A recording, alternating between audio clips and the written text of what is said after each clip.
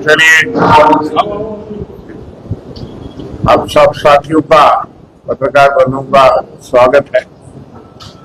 हमारे बीच में working president Raman बल्ला जी, हमारे साबका एमएलसी हेडक्वार्टर इंचार्ज वेद महाजन जी।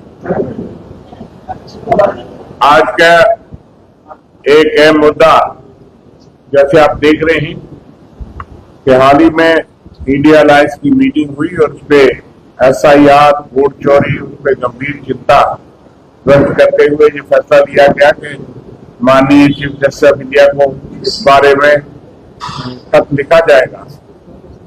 लेकिन अब वोट चोरी सारा वोट काटने के बजाय अब सीट चोरी का सिलसिला चल गया। आपने देखा कि बहुत ही गंभीर घटनाक्रम में मध्य प्रदेश में भारतीय राष्ट्रीय कांग्रेस के नॉमिनी मीनाक्षी नटराजन जी का नॉमिनेशन पेपर जो है वो रिजेक्ट कर दिया गया। और आखिरी समय में, जबकि वहां पे संख्या नहीं है भारतीय जनता पार्टी के पास, एक तीसरा कैंडिडेट खड़ा किया गया जो कि पहले उनका प्रयास नहीं था, और आखिरी वक्त पे और कैंडिडेट भारतीय जनता पार्टी पर से खड़ा किया गया। उसके फौरी बाद जो है वो मीनाक्षी जी का नॉमिनेशन पेपर फिर उसी ग्राउंड पे रिजेक्ट किया जाता है कि ताकि रास्ता साफ हो। कल से कांग्रेस पार्टी मध्य प्रदेश से लेकर दिल्ली तक और पूरे देश में इसके खिलाफ रोष प्रदर्शन कर रही है, और इलेक्शन कमीशन से काफी टाइम मांगा गया, क्योंकि आज संभावित है कि टाइम मिलेगा, जबकि इलेक्शन कमीशन के दरवाजे इन चीजों के लिए खुले होने चाहिए। हम अपना पक्ष रखना चाहते हैं, और जिस बुनियाद पे नॉमिनेशन रिजेक्ट किया गया है वो कोई जायज बुनियाद नहीं है। उनके खिलाफ कोई केस क्रिमिनल पेंडिंग नहीं है, कोई कॉग्निजेंस नहीं लिया गया। जो मालूम होता है कि एक नोटिस के माध्यम से प्राइवेट कंप्लेंट से उनसे पूछा गया था, कोई ऐसा क्रिमिनल केस नहीं था जो उनको डिस्क्लोज करना चाहिए था, जो डिस्क्लोज नहीं किया, लेकिन एक बुनियाद बना करके उनका नॉमिनेशन भी रिजेक्ट कर दिया गया। इसलिए जमहूरियत का ये कत्ल है। जम्मू कश्मीर प्रदेश कांग्रेस कमेटी की तरफ से हम सख्त इस पर रिजल्टमेंट पैदा करते हैं। गंभीर चिंता का विषय है कि इस तरह के हथकंडे अपनाए जा रहे हैं, और chief election commissioner, election commission जो है वो इस तरह से उसमें खामोशी दर्शानेगा और उसमें टाइम ना देकर के अगर उसको सेट राइट नहीं करेगा तो ये एक बहुत बड़ा असाल्ट है डेमोक्रेसी पे और जमहूरियत पे और जमहूरी अधिकार। दूसरी बात कि हाल ही में आपने देखा कि जम्मू कश्मीर में आरटीआई कानून की धज्जियां उड़ा दी गई। Chief information commission of India की तरफ से जिस तरह की ऑब्जर्वेशन आई है, बार बार के जिस तरह से जम्मू कश्मीर या यहाँ के लोगों को आरटीआई के माध्यम से इंफॉर्मेशन नहीं प्रदान की जा रही, जो कि सबसे लैंडमार्क फैसला जमहूरियत में कांग्रेस पार्टी ने दिया था। राइट टू इंफॉर्मेशन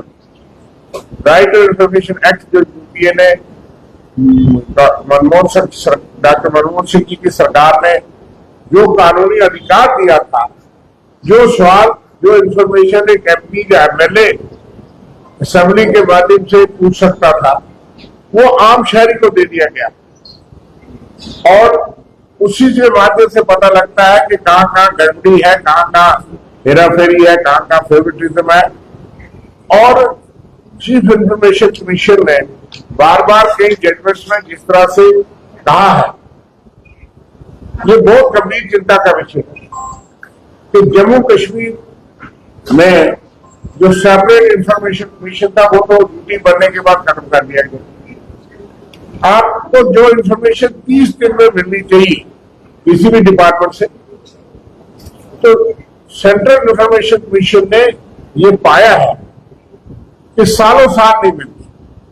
आप 30 दिन में तो अगर आपको जवाब नहीं देते तो आप फर्स्ट अपील दायर करते हो, फर्स्ट अपील के बाद भी नहीं मिलता तो आपको दिल्ली जो है वो CIC में जहाँ जाकर के अपील करनी पड़ती है, सेकंड अपील, जबकि पहले हमारा अपना स्टेट इंफॉर्मेशन कमीशन था।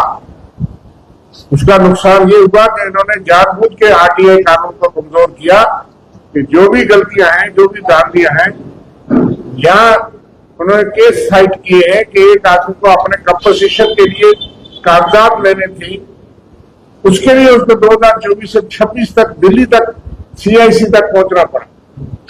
किसी को जितनी फंड की डिटेल लेनी थी कि मेरा कितना पैसा उसने खुद जो जमा किया था लोगों को पैसा नहीं मिलता, उसकी इंफॉर्मेशन भी प्रोवाइड नहीं की जा रही। ये लोगों के अधिकारों का हनन है। और जो कानून बहुत अहम कांग्रेस पार्टी ने जो हथियार दिया, कांग्रेस पार्टी ने 5 कानूनी अधिकार दिए थे।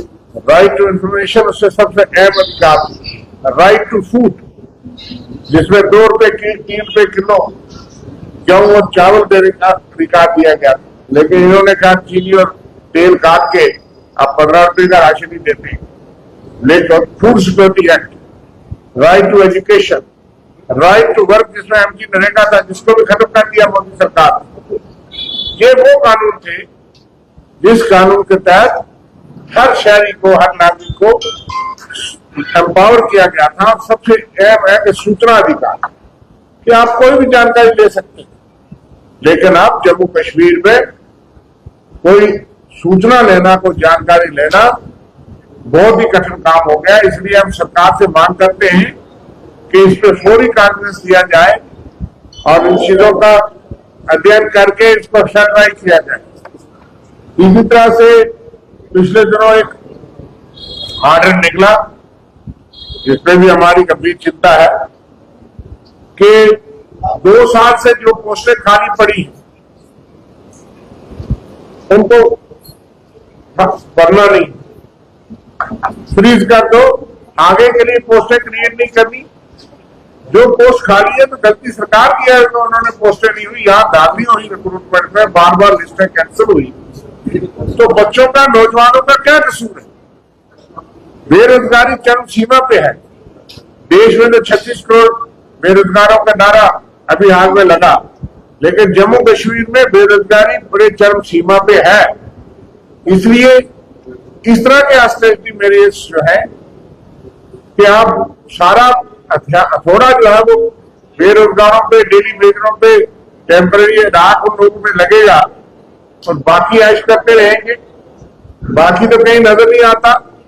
कोठियों में मरम्मत बड़ी जोर से चल रही है, गाड़ियां नई है, लेकिन अफसरशाही और सबके पास, लेकिन अनएम्प्लॉयड पे खर्चे की कमी के लिए ये लगा दो। ये जरा काबिल बर्दाश्त नहीं कि 2 साल से पहले जो पोस्टें हैं वो भरी नहीं जाएंगी, उनको अबालिश कर दो और उसके बाद नई पोस्ट क्रिएट मत करो। तो इसलिए ये बेरोजगारों में एक रोष और बड़ा जुल्म है।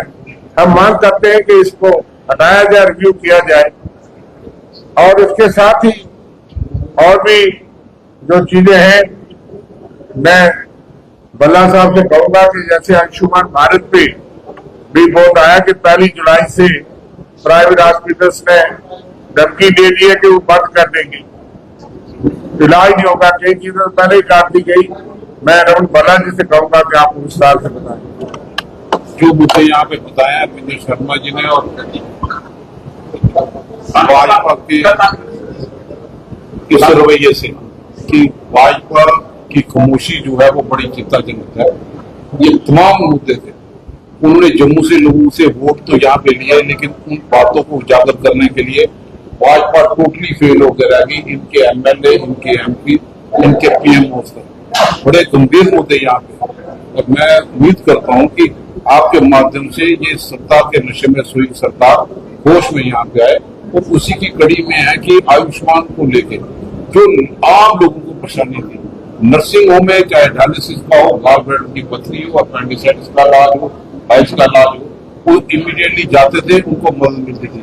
लेकिन 3-3 साल से उनके ड्यूज पेंडिंग है और वो बंद करने के लिए उन्होंने धमकी यहाँ पे दे दी। तो पूरी जो है हालात में जो पेशेंट्स है पूरी सब व्यवस्था यहाँ पे उनको काफी परेशानी के आलम से गुजरना पड़ेगा। और मैं समझता हूँ कि भाजपा की इस खामोशी को लेकर भी सवाल यहाँ पे उठते हैं कि भाजपा सिर्फ टिप्पा टप्पी यहाँ पे करती है लेकिन लोगों के मुद्दों को उजागर करने में फेल हो।